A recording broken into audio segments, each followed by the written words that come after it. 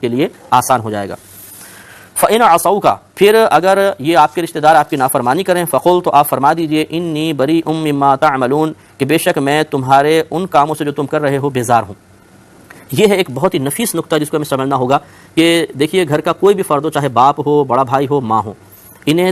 سمجھانے کا حکم ہے کہ یہ تلقین کریں، اولاد کو نیکی کی طرف بلائیں، برائی سے روکنے کی کوشش کریں۔ اگر یہ کام کر لیتے ہیں اور اولاد ان کا کہنا نہیں مانتی ہے، گھر کا کوئی فرد ان کا کہنا نہیں مانتا ہے، تو بس ان کا کام پورا ہو گیا۔ اب لیکن انہیں کم از کم اتنا کرنا ہوگا کہ یہ بیزاریت کا اظہار کریں کہ بھئی دیکھو ہم نے تمہیں سمجھایا، نہیں مانتے تو ہم تمہارے اس کام سے بیزار ہیں۔ دل میں یعنی کراہت رکھیں، ناپسندیدگی اس شخص سے نہیں، اس کے کام سے، کیونکہ یہ ہمیشہ اصول یاد رکھیے گا کہ گناہ گار سے نفرت نہیں رکھی جاتی، اس کے گناہ سے نفرت رکھی جاتی ہے۔ گناہ گار ہمارا مسلمان بھائی ہے، ہمیں اس بھائی سے محبت رکھنی ہے، حتیٰ کہ اگر ایک کافر بھی ہو تو بحیثیت انسان کے اس سے محبت رکھنی چاہیے کہ اس کو بھی اللہ نے پیدا فرمایا، اللہ کا ایک بندہ ہے۔ ہاں، اس کے اس برے عقیدے سے یا برے عمل سے نفرت رکھنی چاہیے، اس برے عمل کو برا سمجھنا چاہیے، اس میں کوئی حرج نہیں، بلکہ یہ ایمان کا ایک حصہ ہے۔ اسی طرح گھر میں جو لوگ برے اعمال کر رہے ہوں اور آپ گھر کے بڑے ہیں، آپ نے سمجھایا، اگر وہ نہیں مانتے، مثلا شوہر نے بیوی کو سمجھایا پیار سے، تھوڑی سختی کر کے بھی نہیں مانتی، وہ کوئی نماز نہیں پڑھتی مثلا، یا کوئی غیبت کرتی ہے، چغلی کرتی ہے، باپ نے اپنی اولاد کو سمجھایا، اولاد نہیں مانتی ہے، ماں نے بچوں کو سمجھایا، جوان بیٹا بیٹی ہیں نہیں مانتے ہیں بالفرض، تو ان کا کام تھا سمجھانا، بس سمجھایا، ڈرایا، انہیں تنبیہ کی، انہیں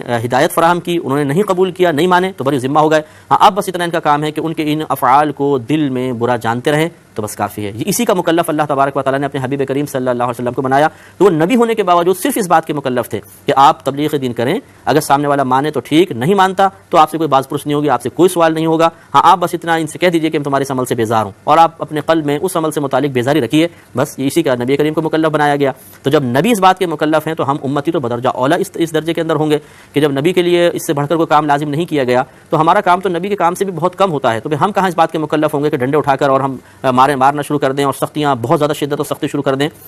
کیونکہ بہت زیادہ شدت اور بہت زیادہ سختی اور مسلسل سختی یہ بغاوت پیدا کرتی ہے، بعض اوقات یہ سامنے یا پھر ایک ڈر اور خوف پیدا کر دیتی ہے جس کے تابع ہو کر انسان وقتی طور پہ آپ کا مغلوب ہو جائے گا، لیکن جیسے ہی آپ کا ڈر اور خوف ختم ہوگا، جیسے ہی آپ کی پاور ختم ہوگی، طاقت ختم ہوگی، پھر وہ ایک دم ابھر کر آئے گا اور بھاغی ہو جائے گا۔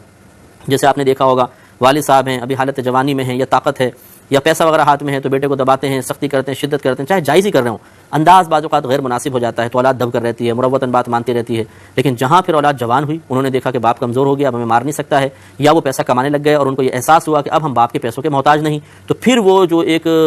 دباؤ تھا ان کے اوپر، ایک مطلب وہ پابندی اور بوجھ اور گھٹن وہ محسوس کر رہے تھے، وہ اس سے باہر نکلتے ہیں، اور پھر یہ چیز انہیں بغاوت پر ابھار دیتی ہے اور پھر وہ کہنا نہیں مانتے، اطاعت نہیں کرتے ہیں۔ اس لیے نرم رویہ ہی اختیار کرنا بہتر ہے، جیسے کہ نبی کریم صلی اللہ علیہ وسلم کو بیان فرمایا گیا کہ آپ انہیں تبلیغ فرمائیں، مانتے ہیں ٹھیک، نہیں فرماتے تو ان کے اعمال سے بیزاریت کا اظہار کر کے آپ بری ذمہ ہو جائیے۔